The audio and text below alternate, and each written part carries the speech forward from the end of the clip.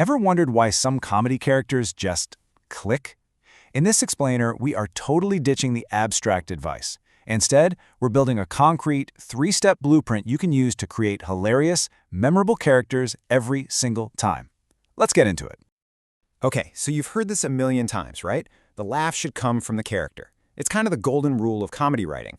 But what does that even mean? On its own, it's pretty useless advice. Seriously, what does it mean for laughs to come from the character? And more importantly, how do you actually build a character that can generate laughs on their own, scene after scene? Well, it all comes down to a really simple three-step formula. This is your repeatable blueprint for making any great comedy character, and it's a structure that's going to become the main engine for your entire story. Okay, let's dive right in. Step 1, and honestly, this is the most crucial part, is figuring out your hero's desire line. This is the engine that's going to drive your whole story forward. Now, this isn't just some vague wish or a passing thought. A real desire line is what causes your character to self-sabotage. It's a goal so important to them that just by going after it, they're going to create chaos and, you guessed it, comedy.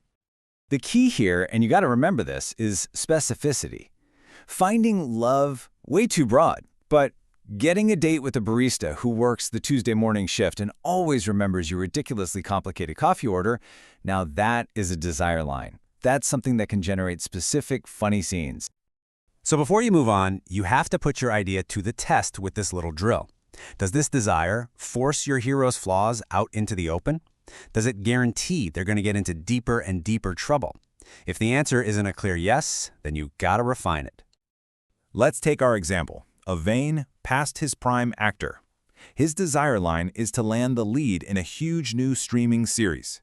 This is a perfect desire line. Why? Because it immediately forces him to audition, to compete with younger, hipper actors, and to risk just total embarrassment. The trouble is practically built in, and it comes directly from what he's doing. Okay, so you have a desire. But that desire is totally meaningless if there isn't something important on the line. And that brings us to step 2, raising the stakes. This is how we make the audience actually care.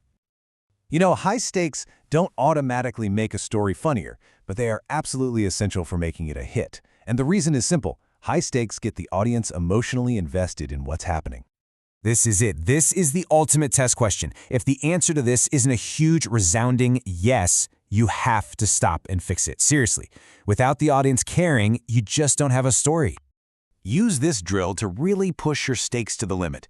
Think about the outcomes, success versus failure. I mean, in the Blues Brothers, it's simple, save the orphanage or get shut down. In Ghostbusters, it's even bigger, save the world or, get slimed into oblivion. That's what we mean by magnitude. All right, so let's apply this to our actor. A low stake is that he needs the job to pay his rent. I mean, it's relatable, sure, but is it compelling? Does an audience really care about that? Probably not.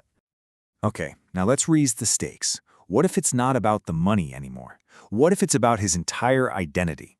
Now that is a much higher, much more personal stake. Failure means he has to face the fact that he's a has-been. Ouch! And here we go. This is a maximum existential stake. For this character, getting this part is as important as saving the world. It's his one last shot to avoid being completely forgotten, to prove he still matters. Now the audience is hooked.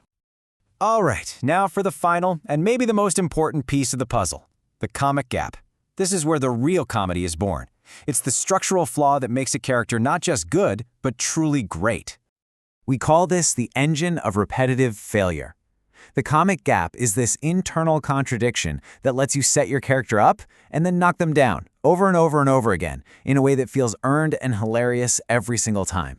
For our vain actor, the gap is crystal clear. His high aspiration is his inflated self-image. I am a brilliant star. But his low essential weakness is the crippling insecurity hiding underneath it all. I am terrified of being forgotten. The comedy lives right in that gap.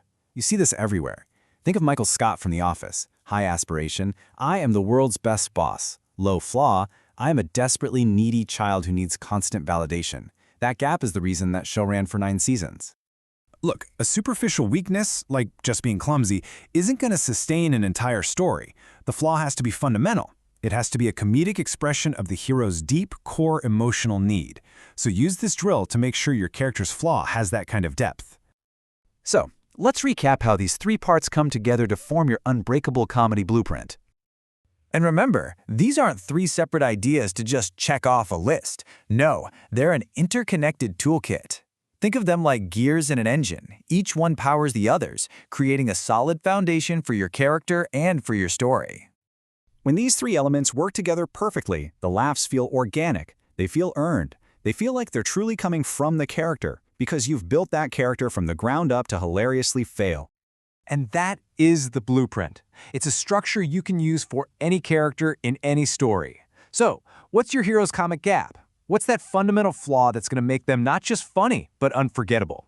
Now it's your turn. Go find it.